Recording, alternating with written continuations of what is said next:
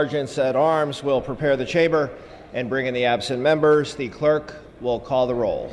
Ashajian, Alejo, Allen, Baker, Bigelow, Bloom, Bonilla, Bonta, Bro, Brown, Burke, Calderon, Campos, Chang, Chow, Chavez, David Chu, Kansan Chu, Cooley, Cooper, Dababne, Daly, Daly, Dodd, Eggman, Frazier, Gaines, Gallagher, Cristina Garcia, Eduardo Garcia, Gatto, Gibson, Gomez, Gonzalez, Gordon, Gray, Grove, Hadley, Harper, Hernandez, Holden, Irwin, Jones, Jones Sawyer, Kim, Lackey, Levine, Linder, Lopez, Lowe, Mainshine, Mathis, Mays, McCarty, Medina, Melendez, Mullen, Nazarian, Obernolte, O'Donnell, Olson, Patterson, Perea, Quirk, Rendon, Ridley Thomas, Rodriguez, Salas, Santiago, Steinorth, Stone, Thurmond, Ting, Wagner, Waldron, Weber, Wilk, Williams, Wood. Madam Speaker.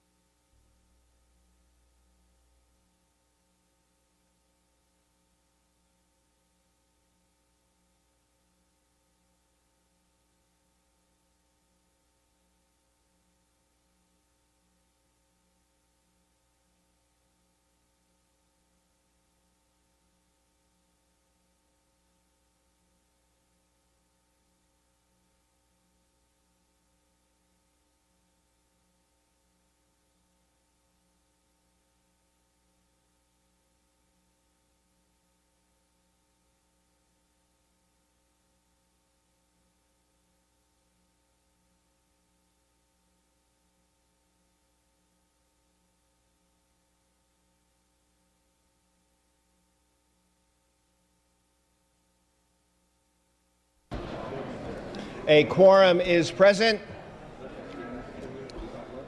Members, a quorum is present. We ask our guests and visitors in the rear of the chamber and in the gallery to please stand for the prayer. The day's prayer will be offered by our Assembly Chaplain, Father Constantine Papadimos. Father Papadimos. Good morning. Let us pray. Lord, today we have instant communication, but we don't seem to have many conversations. As a result, we tend to know other people by categories rather than as persons. So when we encounter any instances of hate, we're tempted to respond with more hate and retribution, judgment and denouncing. But there is a better way. Lord, help us to remember the words of Martin Luther King when he said, "Darkness cannot drive out darkness, only light can do that. Hate cannot drive out hate, only love can do that." Amen. Thank you, Father. We ask our guests and visitors to remain standing and join us for the flag salute. Please join Assemblymember Steinorth as he leads us in the pledge. Mr. Steinorth. Honor, I pledge allegiance to the flag of the United States of America and to the republic for which it stands, one nation, under God, indivisible, with liberty and justice for all. You may be seated. Reading of the previous day's journal. Assembly Chamber, Sacramento, Thursday, March 12, 2015. The Assembly met at 9 a.m. Honorable Kevin Mullen, Speaker Pro Tem of the Mr. Assembly. Holden moves. Ms. Olson seconds that the reading of the previous day's journal be dispensed with. Presentations of petitions, there are none. Introduction and reference of bills will be deferred. Reports of committees will be deemed read and amendments deemed adopted. Messages from the governor, there are none. Messages from the Senate, there are none. Motions and resolutions, the absences for the day, Assembly members Cooper, Hadley, and Weber.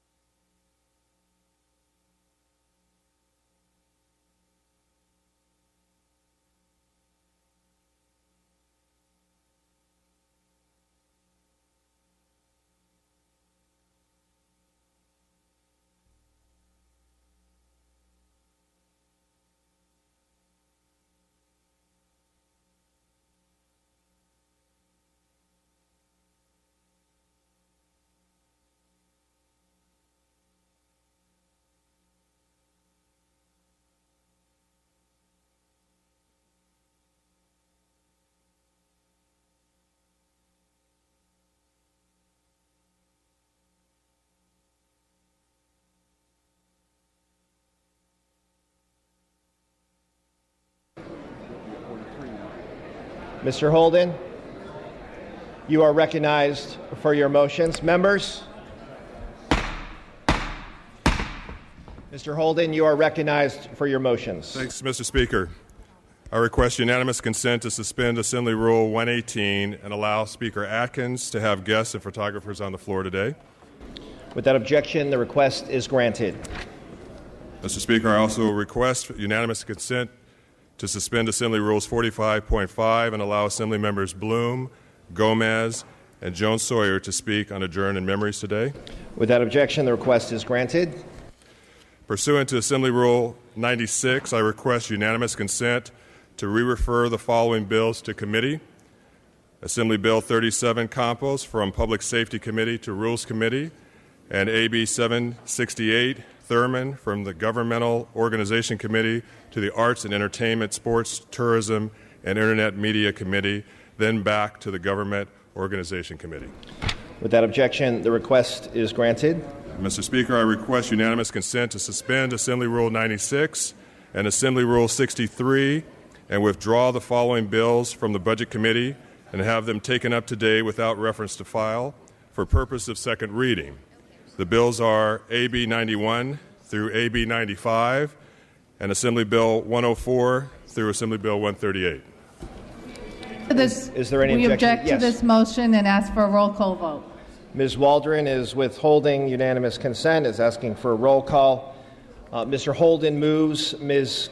Garcia seconds, that ARs 96 and 63 be suspended to permit ABs 91 through 95 and 104 through 138 be withdrawn from Budget Committee and taken up without reference to file for the purpose of second reading. This is not debatable. The clerk will open the roll. Members, this is procedural. Mr. Holden is asking for an aye vote. Ms. Olson is asking for a no vote on suspension of the rules. The clerk will close the roll. Ayes 44, noes 22. Motion carries. The rules are suspended. The clerk will read the bills for a second time. Assembly Bill 91, 92, 93, 94, 95, 104, 105, 106, 107, 108, 109, 110, 111, 112, 113, 114, 115, 116, 117, 118, 119, 120, 121, 122, 123, 124, 125, 126, 127, 128, 129, 130, 131, 132, 133, 134, 135, 136, 137, and 138. Members, moving to guest introductions. Madam Speaker, you are recognized for your special guest introduction on the floor today. Thank you so much, Mr. Speaker. Members, I'm honored today to introduce a special guest, the President of the American Federation of State, County, and Municipal Employees, AFL-CIO, Lee Saunders. I have had the pleasure to get to know Lee over the course of the past couple of years, and he's truly one of our country's greatest leaders. He was elected by AFSCME membership in June 2012 as the union's first African American president. And as he says, AFSCME is in his blood and in his soul. He grew up in a union household in Cleveland, Ohio, began his career with AFSCME in 1978 as a labor economist. Prior to his service as president, Lee served as secretary-treasurer. Remember, sometimes I look at my schedule and I wince, and you see it on my face. But then I saw President Saunders' Facebook page. Atlanta, Atlantic City, Lancaster, Pennsylvania, Raleigh, North Carolina, and today he is here with us in Sacramento. Wherever he needs to be in the fight to ensure economic justice and build a strong middle class, he is there. So it's my pleasure to welcome a friend and a great leader today to our chamber, President Lee Saunders. I also want to acknowledge my good friend from San Diego, Doug Moore from UDW. Thank you, members.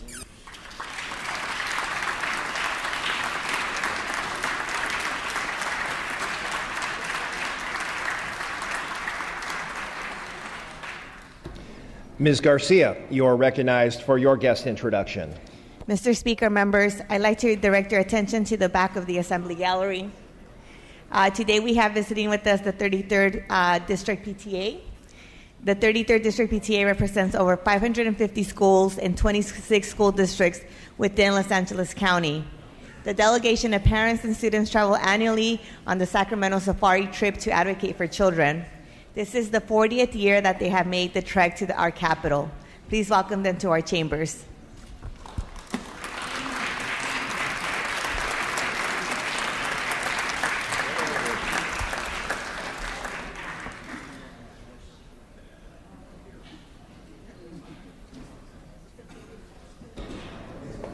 Ms. Gaines, you are recognized from Ms. Olson's desk for your guest introduction. Thank you, Mr. Speaker and members. I'd like to introduce an amazing group of young women from my district. In the gallery, we have the Roseville High School competition cheerleading team. Stand up, ladies. On February 20th, these ladies won first place at the Jams Cheer and Dance Nationals in Las Vegas, Nevada. They were one of hundreds of schools to qualify for this competition, yet they came out on top. Please join me in welcoming the Roseville High School cheerleaders to the Assembly Chamber this morning. Thank you, ladies.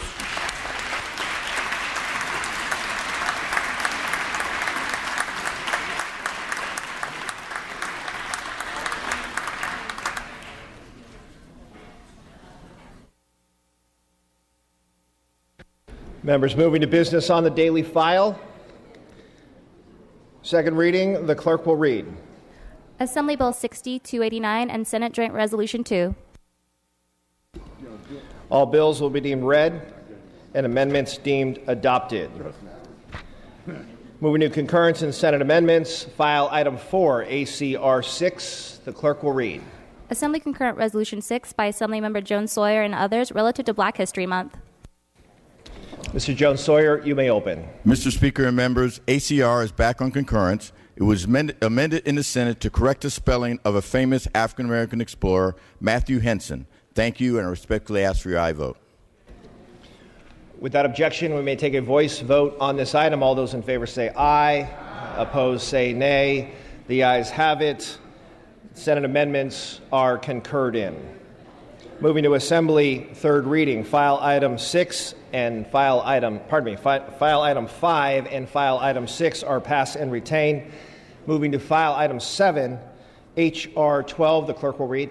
House Resolution 12 by Assemblymember Thurmond relative to Social Work Month. Mr. Thurmond, you may open on the resolution. Thank you, Mr. Speaker and members. Today I rise to present H.R. 12, which recognizes March as National Social Workers Month. It's been my pleasure to serve as a social worker for most of my career, working with foster youth, working with folks who have disabilities, and working with seniors. As somebody who almost grew up in foster care, I was raised by my cousin after my mother lost her battle with cancer. I'm very aware of what it would mean to have grown up in foster care and very appreciative of what the social work profession means for all of us who are trying to serve the least of us. And it is a pleasure to be able to stand on behalf of the many social workers who serve in our state and our nation, and of course, the many social workers who serve in this very body, including Assemblymember Talamantes Eggman and many others who served in this House, including the former members Mariko Yamada and Congresswoman Barbara Lee, who was in the Hall of Social Work Honor in California. The experience in social work has really guided my profession and guided my work and guides my work here. And I know that we talk often about the work that we want to do to help those who are in poverty, to help those who are without insurance, to help those who are in need. And I hope that we will continue to let those be our marching principles and our guiding efforts as we try to serve those in California. And I would ask that the first roll be open for authors on this resolution. Seeing no further discussion or debate, the first roll will be open for co-authors. This is co-authors on H.R. 12. The clerk will open the roll. Members wishing to add as co-authors on H.R. 12. There are 70 co-authors added to H.R. 12. Without objection, we may take a voice vote on this item. All those in favor say aye. Aye. Opposed say nay. The ayes have it. The resolution is adopted. File item 8, AB 87. Clerk will read. Assembly Bill 87 by Assemblymember Mark Stone, an act relating to jurors. Mr. Stone, you may open. Thank you, Mr. Speaker. Last session, we were looking at a policy about peremptory challenges, and some of the proponents to that bill, and this is not about that policy, but some of the proponents to that bill came, and part of their argument was that in their experience, and these were judges in the state of California, in their experience, there was a possibility, or they had seen bias in the peremptory challenge in selecting jury towards transgender people in California. And I thought, well, if that is true, that is something we can solve. A lot of laws in California already recognize bias against the transgendered as a problem. But in the peremptory challenge, in the jury selection process, and remember, the jury selection process is a cornerstone to our justice system. In the jury selection process, there is no official statement against bias against transgender, and whether it's someone who is transgendered and there is some bias against that individual, or whether there may be someone who is on trial who might be transgender, that should not be a question about who in the jury selection process. This is a bill to fix that issue, and I respectfully request your aye vote. Seeing no discussion or debate, the clerk will open the roll. All members vote who desire to vote. All members vote who desire to vote. All members vote who desire to vote. The clerk will close the roll and tally the vote. Ayes 63, noes 2. Bill passes. File item 9, pass and retain. We will now move to announcements and adjournments in memory. Request to adjourn in memory. The following members were granted prior permission to speak on an adjournment in memory.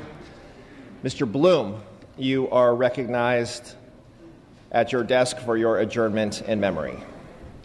Thank you, Mr. Speaker. Members, I would like to adjourn in the memory of Pacific Palisades resident Sam Simon, who passed away on March 8th after a long and very public battle with colorectal cancer. Many will remember Sam Simon as one of the creators of The Simpsons, the longest-running sitcom, animated program, and scripted primetime television series in American history. It has now been running for 26 seasons and amassed 569 episodes. But in addition to his work with The Simpsons, Simon was a 9-time Emmy winner, a movie director, producer, and writer for shows such as The George Carlin Show, Men Behaving Badly, Friends, The Drew Carey Show, House of Cards, and early in his career he even wrote for Fat Albert and the Cosby Kids, Barney Miller, Taxi, and Cheers. In addition to his work on television, he was a boxing manager and helped Lamont Brewster capture the World Boxing Organization Heavyweight Championship in 2004. He was an accomplished tournament poker player, having finished as a money winner 6 times in the World Series of Poker. And he was a philanthropist. The Sam Simon Foundation rescues and trains stray dogs to be service dogs for veterans and the hearing impaired. He also helped fund the Sea Shepherd Conservation Society. He left his entire fortune of $100 million or more to his charity. And Sam certainly lived life to the fullest and left his imprint in the entertainment world that is in many ways unparalleled. I ask that we adjourn in his memory. Thank you, Mr. Bloom. Mr. Gomez, you're recognized for your adjournment in memory. Mr. Speaker and members, today I rise to adjourn in memory of Mr. Vern Watkins. He was, it might be an appropriate day since the president of AFSCME International was actually on this floor, since he was a longtime labor leader within the American Federation of State, County, and Municipal Employees, as well as a civil rights leader. He was born in Detroit, Michigan, and he was a graduate of Wayne State University. But while he was growing up in a segregated Detroit neighborhood, Vern only had one focus. How does he get a job? How does he find a job? How does he get a job? And how does he support his family? But this was during a time when he was judged more by the color of his skin than his abilities to actually do the job. So when he heard the calls of labor leaders like A. Philip Randolph and Bernard Rustin, Vern went to Washington for the March on Washington for Jobs and Freedom. And originally he didn't go to see Dr. King, but he went to see those great African-American labor leaders. He was actually kind of skeptical of Dr. King because of his nonviolent approach, because Vern was very angry because he couldn't even support his family by doing a decent living. But he became captivated by Dr. King's I Have a Dream speech like the rest of the nation.